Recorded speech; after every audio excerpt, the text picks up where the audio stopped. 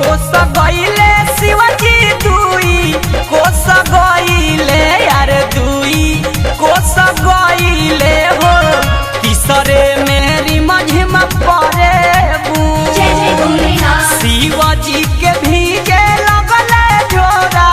आज करिया यार झोरा आज करिया हो तब रहिया चलले अखिया मुंद गजबे महादेव के उमर आहे कान्हावा पकारती कले के गोदी में गणेश के चलल बाड़ी गौरा मैया सन कान्हावा पकारती कले के गोदी में गणेश के चलल बाड़ी गौरा मैया सन देवघर के पड़ गई सावन के नजारा धरती गगन देख लागे बड़ी प्यारा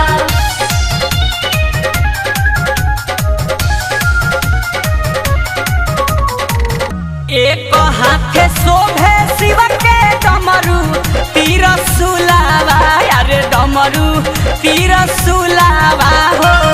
दूसरे में भंगिया धतू जय जय भोलेनाथ चलत डगरिया थाक गईली मैया गौरा यार थाक गईली गौरा हो पूछे लगली कतना बाटे दूर अरे कहले शिवजी हो खजानी तान कान्हावा पकारती कले के गोदी में गणेश के चलल बाड़ी गौरा मैया सन कान्हावा पकारती कले के गोदी में गणेश के चलल बाड़ी गौरा मैया सन भइले देव घर रवाना छोड़ी कैलाश घराना मिर्ग छलवा शोभे उनकाया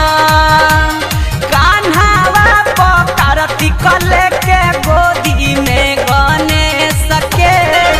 चलल